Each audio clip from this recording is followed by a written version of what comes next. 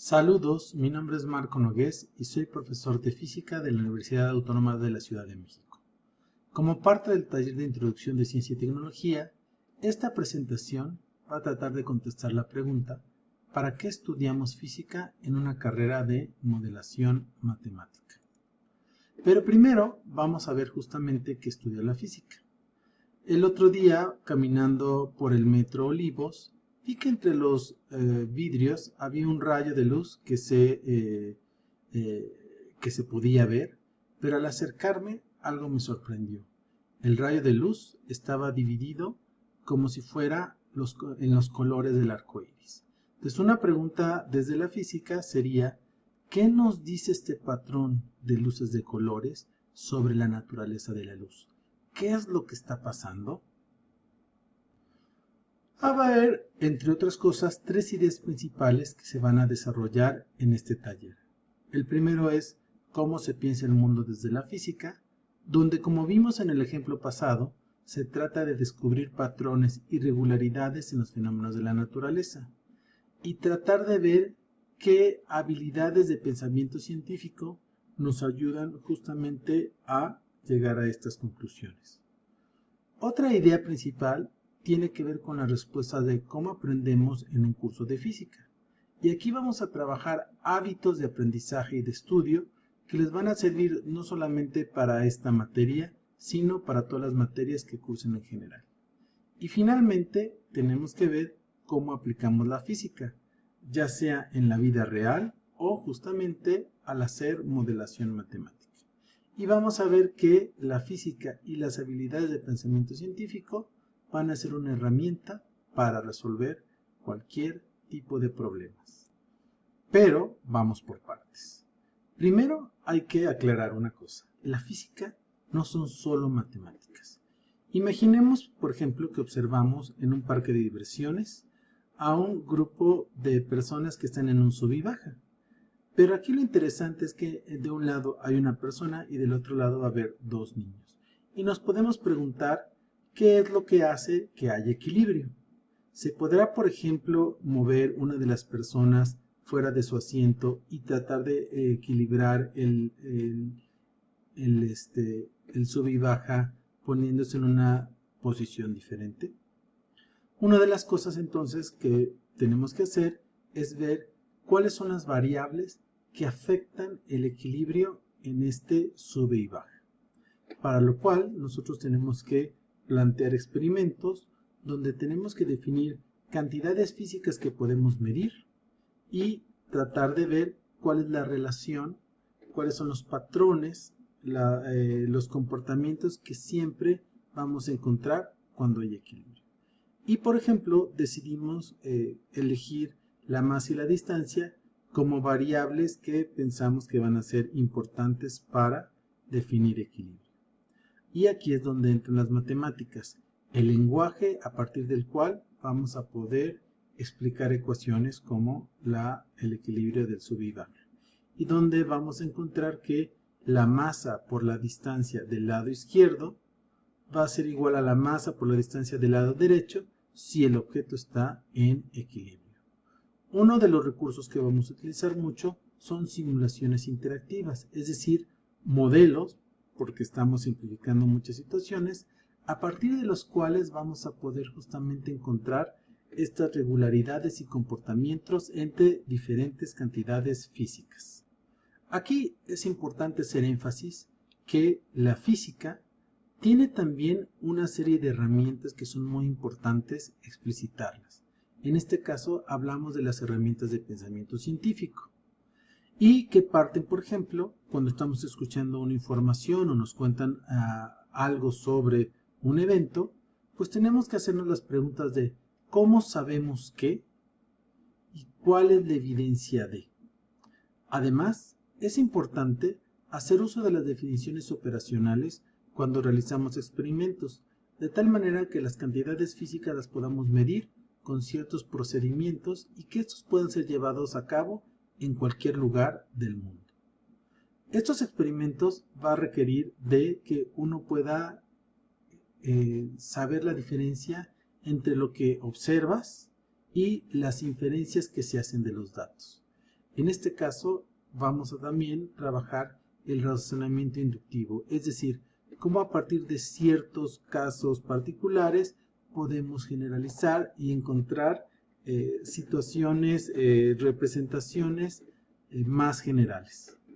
Finalmente, tenemos que hacer conciencia de cómo estamos llevando a cabo todos estos procesos justamente para tratar de generalizarnos o volver atrás si hay algún problema y no podemos encontrar una respuesta consistente.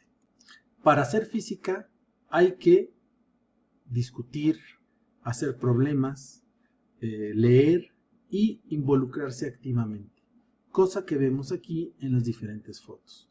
Lo que es importante entender es que la información que vemos, ya sea de videos, de una clase, de los experimentos y de nuestras discusiones, van a pasar por nuestro cerebro y la manera de que lo vamos nosotros a ir entendiendo es cuando nosotros vayamos explicando verbalmente con nuestras propias palabras lo que vamos entendiendo. El método Feynman va a ser muy útil para poder aprender mejor, para lo cual tenemos que elegir un concepto y plantearnos cómo vamos a enseñarlo a alguien, por ejemplo a un niño o a un familiar, y si no lo puedes explicar bien, que al principio esto va a ser muy frecuente, entonces hay que regresar al recurso justamente para tratar de entenderlo mejor y simplificarlo, crear analogías, buscar algo de nuestra cotidianidad que nos permita entender mejor este concepto para enseñar. Y te estarás preguntando entonces cuál es la relación entre la física y la modelación matemática. Pues es una relación muy profunda y vamos a exponerla utilizando el caso de uno de los grandes científicos que fue Galileo Galilei, quien se preguntó en su momento cómo podemos describir o qué es el movimiento de caída libre.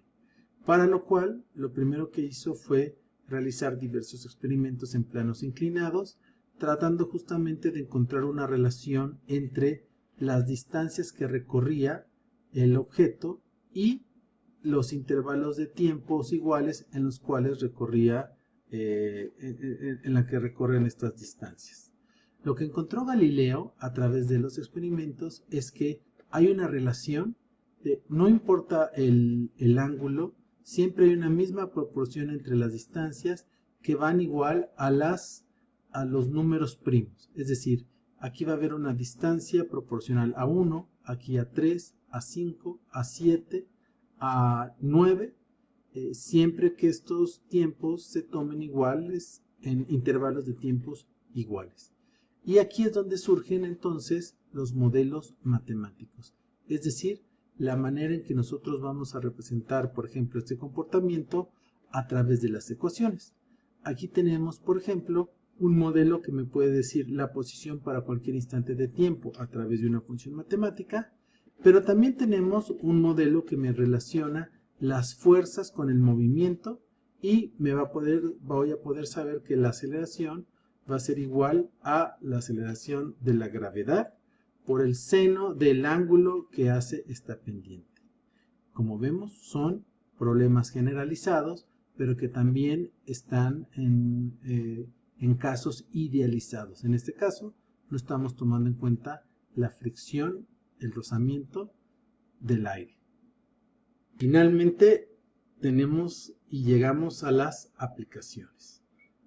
Desde la antigüedad, el hombre ha buscado aprovechar las fuerzas y las máquinas para poder multiplicar estas fuerzas y poder hacer cosas que normalmente no se podrían hacer.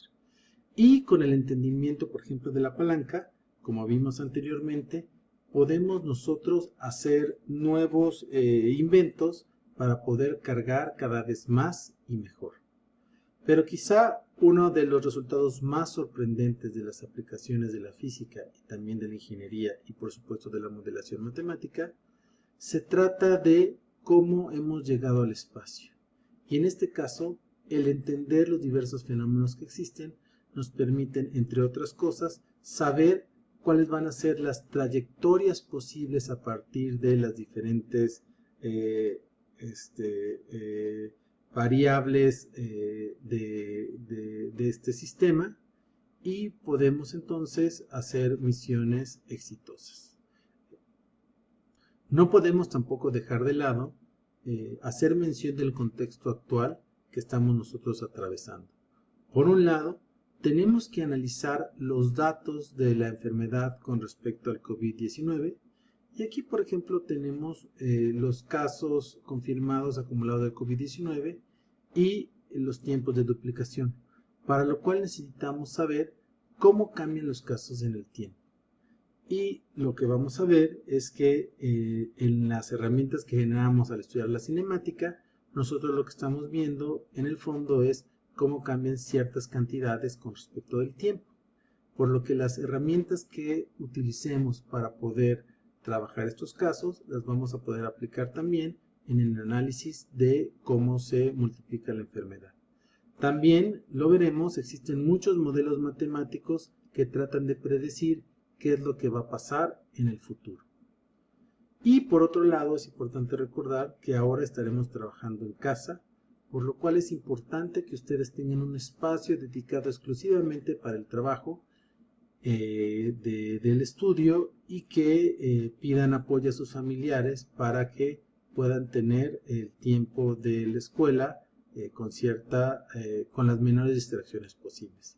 Y también va a ser muy importante saber utilizar las diferentes aplicaciones para poder acceder al curso.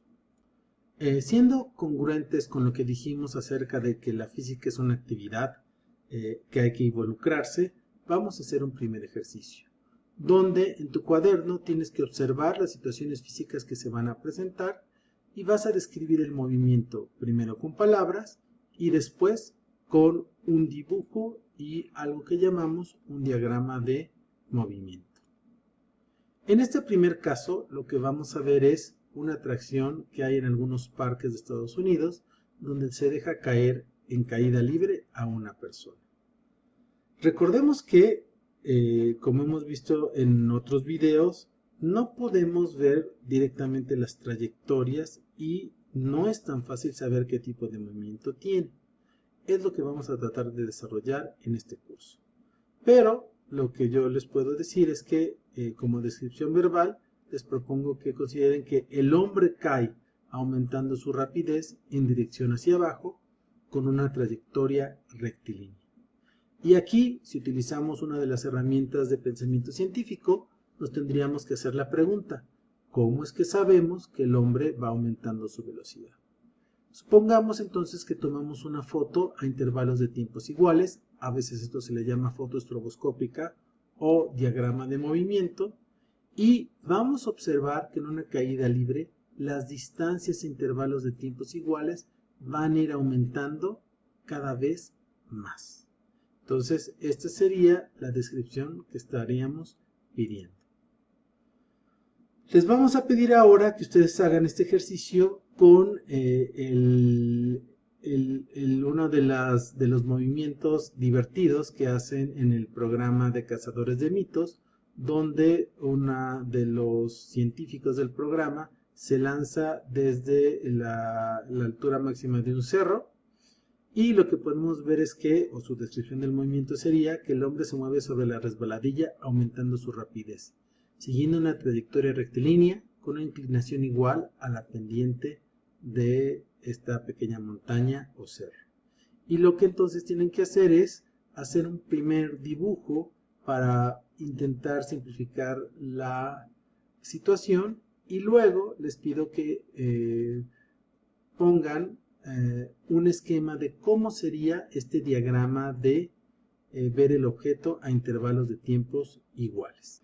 Ahora, paradójicamente vamos a ver y estudiar un movimiento muchísimo más sencillo. Y este movimiento tiene lugar en la Estación Internacional Espacial. ¿Qué es lo que pasa cuando se le da un primer suplido y luego evidentemente se deja de soplar y avanza el objeto? Entonces, ¿cuál sería la descripción del movimiento de la pelota? Recordemos que ya cuando no se sopla, sino cuando está avanzando. ¿Cómo sería el dibujo, tanto como hemos trabajado, con un esquema y también con la foto estroboscópica?